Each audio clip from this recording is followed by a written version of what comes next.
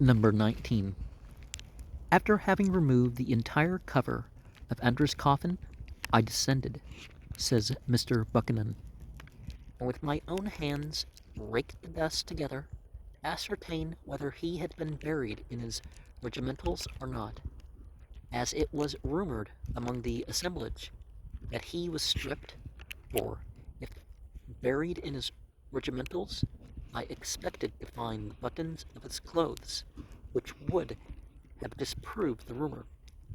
But I did not find a single button, nor any article, save a string of leather that had tied his hair. Mr. Buchanan had evidently arrived at the conclusion that Endra had been stripped. In this conclusion, he was perfectly right. He had also inferred that this act had been done with base motives.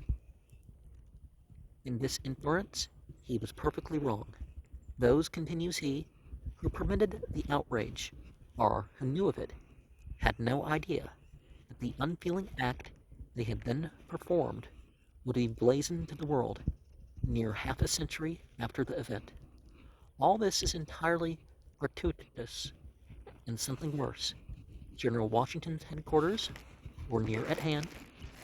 Every circumstance was sure to be reported, for the excitement was intense, and the knowledge of such an act committed for any unworthy purpose would have been instantly conveyed to Sir Henry Clinton.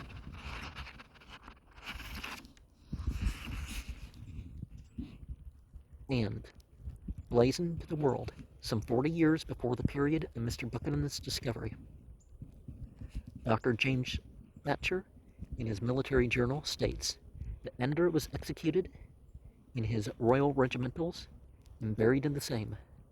Dr. Thatcher was mistaken, and when he saw the letter of Mr. Buchanan and the offensive imputation it contained, he investigated the subject anew and addressed a letter to that gentleman, which was received by him in a becoming spirit, and which entirely dissipated his former impressions. In that letter, Dr. Thatcher stated that he was within a few yards of Endra at the time of his execution, and that he suffered in his regimentals.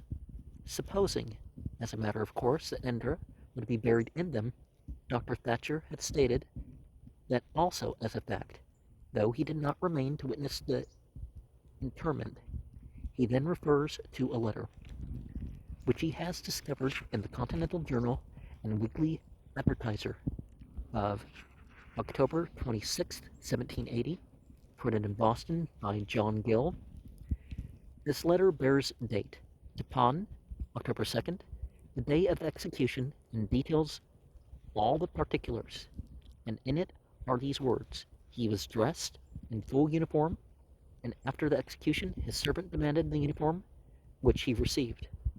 His body was buried near the gallows. Yeah, it's good not to waste the clothes of people dying, right? This, says Dr. Thatcher, confirms the correctness of my assertion that he suffered in his regimentals, but not that they were buried with the body. I had retired from the scene before the body was placed in the coffin, but I have a perfect recollection of seeing him hand his hat to the weeping servant while standing in the cart. And except for washing the body, not even a dead person deserves to be stripped. Sometimes, you wonder if somebody has a weapon or something and they're a captive or something. That's one thing, but, it's overdone, really, even in that case. Mr. Buchanan observes that an aged widow who kept the toll gate, on hearing the object stated, was so much gratified that she suffered all the carriages to pass free. It marks strongly, he continues, the sentiments of the American public at large as to a transaction which a great part of the British public have forgotten. This passage is susceptible of a twofold construction. It may mean that this aged widow and the American people at large were unanimous in lamenting the fate of Major Endra, that they most truly believed him to have been brave and unfortunate. It may also mean that they considered the fate of Indra to have been unwarranted. Posterity has adjusted this matter very differently. Nearly 68 years have passed. All excitement has long been buried. In a deeper grave than Indra's, the silent admission has gone forth far and wide of the perfect justice of Indra's execution. A board of general officers were appointed to prepare a statement of his case. Green, Steuben, and Lafayette were of that board. They were perfectly unanimous in their opinion. Prodigious efforts were made on his behalf. He himself addressed several letters to Washington, and one the day before his death, in which he says, "Sympathy towards a soldier will surely induce your Excellency and a military tribunal to adapt the mode of my death to the feelings of a man of honor." The board of officers, as Gordon states, were induced to gratify this wish, with the exception of Greene. He contended that the laws of war required that a spy should be hung. The adoption of any less rigorous mode of punishment would excite the belief that palliatory circumstances existed in the case of Indra, and that the decision might thereby be brought into question. His arguments were sound, and they prevailed. Major Indra received every attention which his condition permitted. He wrote to Sir Henry Clinton, September 29, 1780, 3 days before his execution. "I received the greatest attention from His Excellency, General Washington, and from every person under whose charge I happen to be placed. Captain Hale, like Major Indra, was young, brave, amiable, and accomplished. He entered upon the same perilous service that conducted Indra to his melancholy fate. Hale was hanged as a spy at Long Island. Thank God the brutal treatment he received was not retaliated upon Indra. The provost marshal says Mr. Sparks was a refugee to whose charge he was consigned, and treated him in the most unfeeling manner, refusing the attendance of a clergyman and the use of a Bible, and destroying the letters he had written to his mother and friends. The execution of Major Indra was in perfect conformity with the laws of war.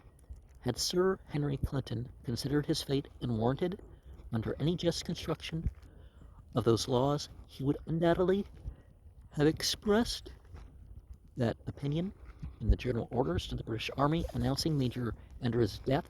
These orders, bearing date October 8, 1780, refer only to his unfortunate fate. They contain not the slightest allusion to any supposed injustice or unaccustomed severity in the execution or the manner of it.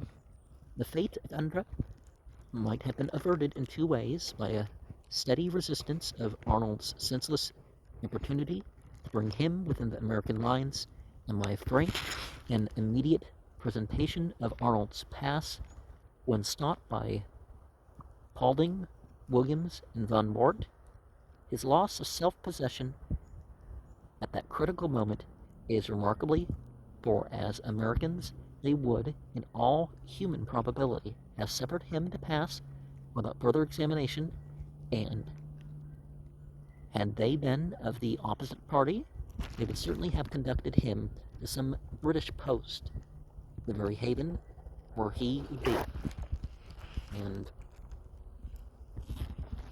yeah, it's important that in general the whole idea of execution is not instant. You gotta make sure.